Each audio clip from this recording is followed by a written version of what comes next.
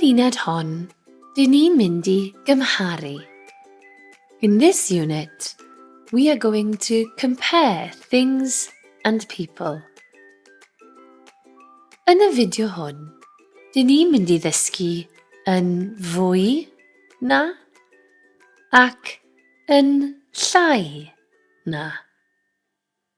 In this video, we are going to learn yn fwy na, meaning more than, and yn llai na, meaning less than.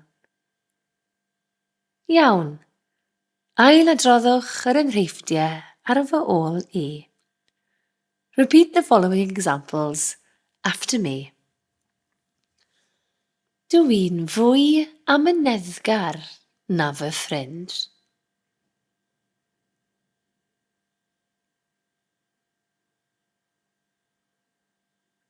I'm more patient than my friend. Mae hi'n fwy hyderus na Gwen.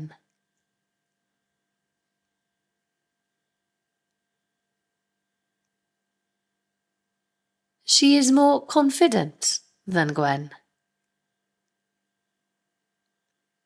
Mae'r llyfr yn fwy diddorol na'r ffilm.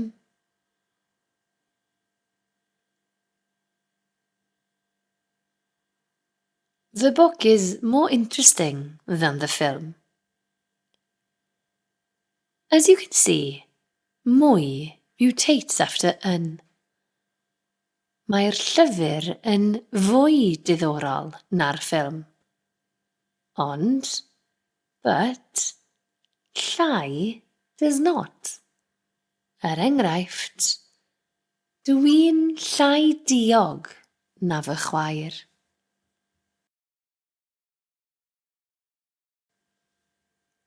Dywedwch ar fy ôl I.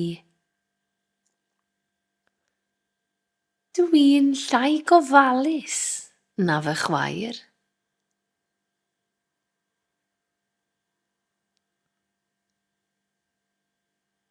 I'm less careful than my sister. Dyn ni'n llai trefnus na'r lleill.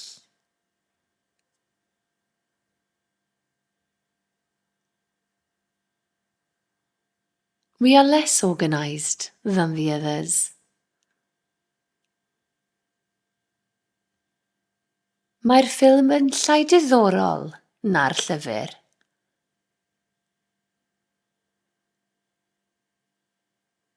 The film is less interesting than the book. Da iawn. You may also have noticed that mwy and llai do not cause a mutation. Mae'r gwaith yn fwy diddorol.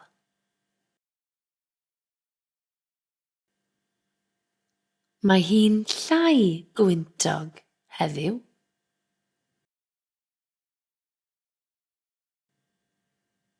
We can also use these patterns with the imperfect past tense, yr amherffaith. Edrychwch ac ailadroddwch ar fy ôl I. Roeddwn i'n fwy hyderus na nhw.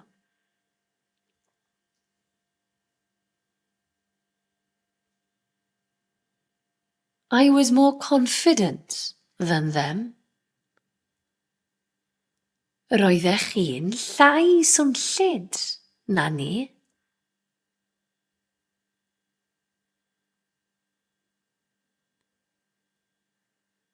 You were less noisy than us.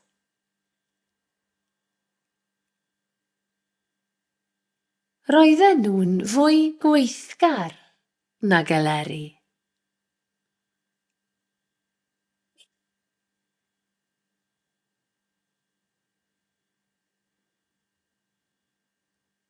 They were more diligent than Eleri. Cofiwch. Remember also, na becomes nag in front of a vowel. Mae amser yn fwy gwerthfawr nag arian.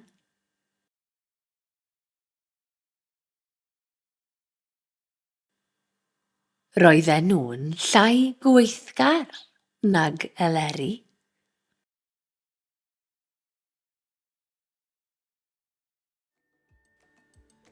Arbennig!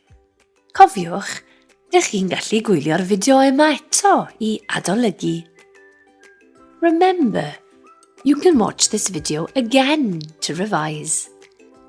Pob lwc gyda'r gweithgareddau.